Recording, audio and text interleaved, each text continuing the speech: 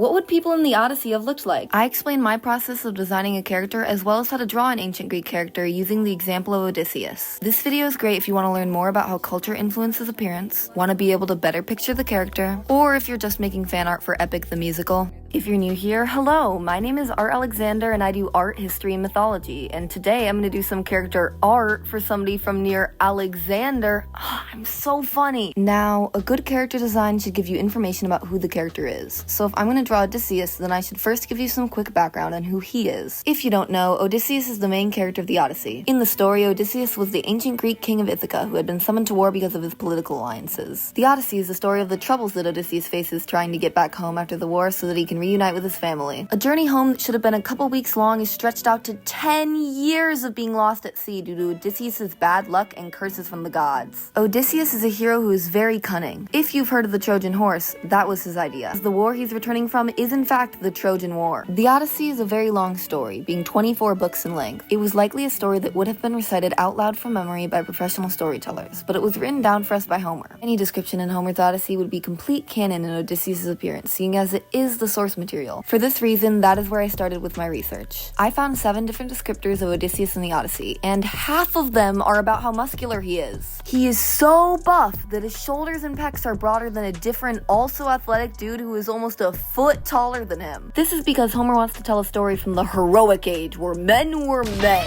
but also because the lack of muscles was unmanly and Odysseus was a protagonist. And we can't have an unmanly protagonist. I personally think it would have been more on brand for him to be skinny, as his whole thing is his ability to use his cleverness to prevail over those who are much stronger than him, but whatever, I'm not Homer. Homer also gives us a description of his hair. It's bushy and apparently looks kind of like a hyacinth. He also described the men of the time as long-haired, which is true, it was very in fashion. Hair, after all, is a sign of good health, so it makes sense that having a lot of it would be seen as a good thing. Additionally, a well-kept beard was a sign of manliness and was extremely popular at the time, and we know how manly Odysseus was, so we can presume he had a beard. Since he kind of has a lot of hair, I could imagine over the course of his 10-year journey of survival, his hair would gradually get much less glorious and more consistently disheveled as he's constantly being tossed around by waves and pummeled by storms. If I were illustrating the Odyssey, I could use this as a potential visual metaphor for his rising desperation to get home and his resulting willingness to try more uncivilized methods as the years go on with him still lost at sea. The last thing Homer gives us is a description of the sort of energy Odysseus gives off. He describes that he's intimidating and like a deep-fleeced ram walking in a field of sheep,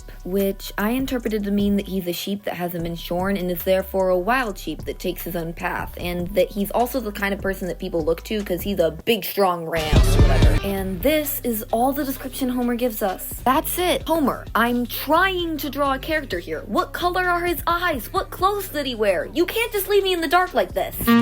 Alright, so to figure out what he would wear, I needed to look into the context of how people from his location, time, and class would dress. Before I began this project, I knew his location of origin, Ithaca, and class, king, but I needed to figure out what era he's supposed to be from. The answer is near the end of the Bronze Age, probably between 1300 and 1100 BCE. By contrast, Homer was writing around 600 to 700 BCE, which was half a thousand years after this story supposedly happened. I first looked into the armor of the time, as Odysseus was just returning from a war and may have had some of it equipped. And also maybe a little bit because I knew it would probably be the easiest part of the outfit to research. Anyway, can you guess what metal most Bronze Age armor was made from? That's right, bronze! Congratulations to absolutely everybody for getting it right. When going to war, you had to bring your own armor, and because of this, each man's armor would have its own unique design. Or each woman if the Amazons were involved. If you could afford it, your armor would probably have some sort of image carved into the helmet and maybe elsewhere. The image was usually a crest. It would have been likely that some of Odysseus' armor would have been an heirloom from his father, who had also gone to war when Odysseus was a kid. For the armor Odysseus would be wearing on his way home, though, I thought in particular he may have armored sandals, since shoes were expensive and I'm not sure if he'd have brought an extra pair to war, especially since the journey home was only supposed to be a couple weeks. I didn't think he'd have a full suit of armor since that stuff was heavy. And though Homer has made us very aware of how muscular Odysseus is, I still don't think he'd want to have 70 extra pounds of weight on him while he's not usually in a battle that would call for it. Anyway, in my illustration of Odysseus' armored shoes, I gave him a fancy custom design featuring owls and olive branches, which are traditional symbols of Athena, goddess of wisdom. Throughout the Odyssey, this goddess granted Odysseus her favor, and is the person who convinced the other gods to grant him passage home. I wanted to do a symbol of Ithaca, but genuinely, I couldn't find any ancient ones other than Odysseus himself. But it's alright, symbols of a god were also typical of contemporary armor, especially one that's literally also a war goddess such as Athena.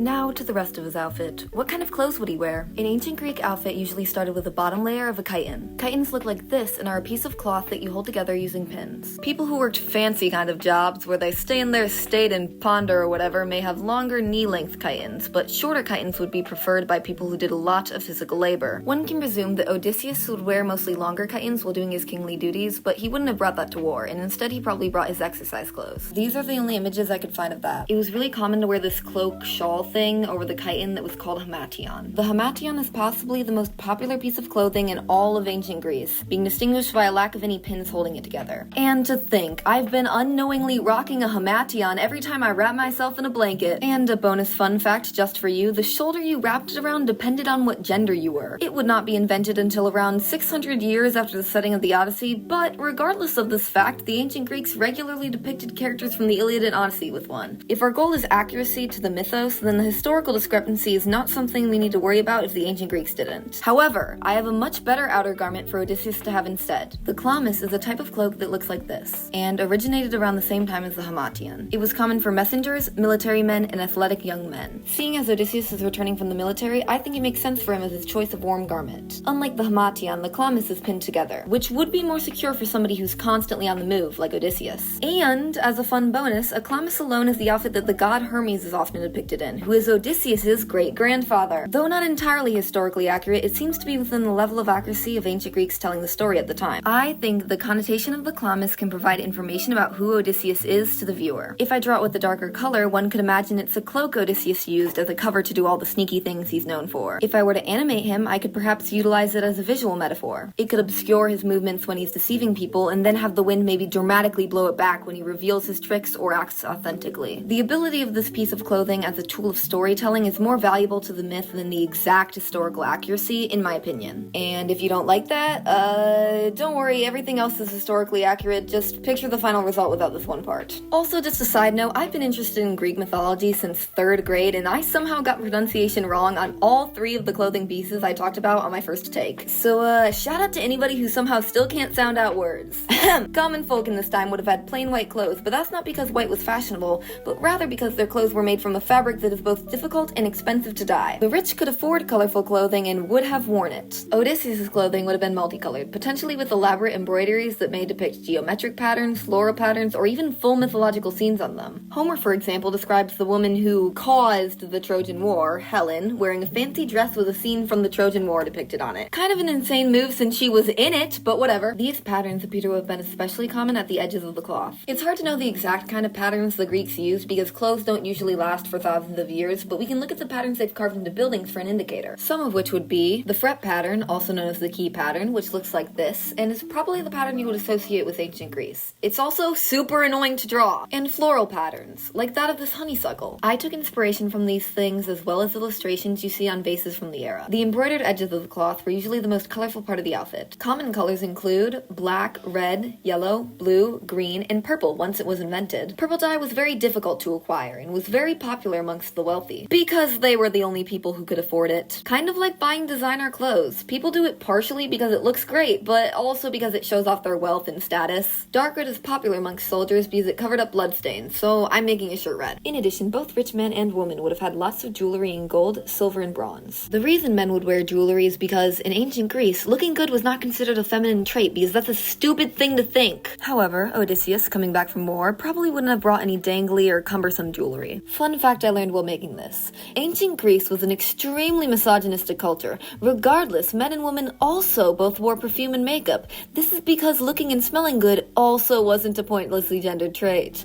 To anybody who needs to hear this, if the Greeks could hate women so much they didn't allow them to vote, read, make decisions, or speak publicly, and yet could still handle a dude wearing a dress and makeup, so can you. We have now learned about what evidence we have for his appearance in the myths and in history, but we're still missing a few things. Namely, his eye, skin, and hair color. This is where we can utilize genetics and logic. Greeks of his time are still closely related to modern Greeks. Modern Greeks have brown as their most common hair color, with the others being very uncommon. The most common eye color is brown brown as well, and tan olive skin is prevalent. Statistically, Odysseus probably would have had these traits. It's my best estimate. Now, it was at this point that I was about to finish this project, having made a fairly mythologically accurate version of Odysseus, one that could be used for illustrating the mythology. However, before ending it, I took one last look at it as a character design and realized something. This design tells you the following things about Odysseus. He's rich, he's strong, he's a soldier, he's sneaky, and he has a connection with the goddess Athena. These are all true things of Odysseus' character, but it leaves out the driving force behind the man,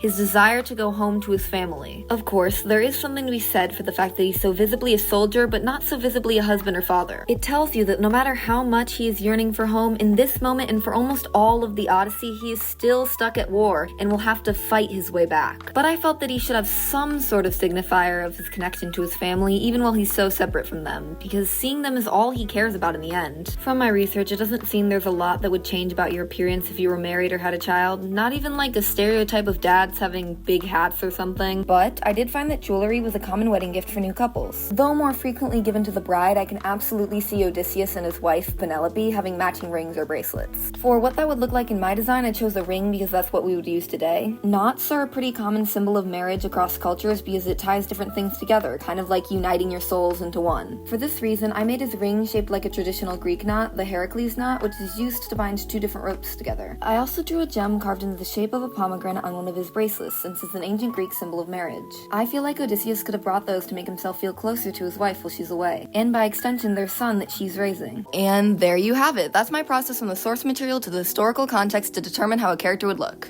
Anyway, subscribe if you liked this. I'm a small creator and you probably won't ever see me again if you don't. Be sure to like, share, and comment because I'm trying to make this channel sustainable in the long run and I need to start getting more subscribers and views on my longer videos in order to keep posting. Comment anything. It could be the most random thoughts you had about this video or about something else entirely. Who am I to judge? I'm the person that just spent 31 hours on an 11-minute video that literally nobody asked for. I'm genuinely interested in knowing any critiques or whatever you liked about this, and if for some reason anybody watching uses my design of Odysseus for anything, please tag me. I'd love to see it.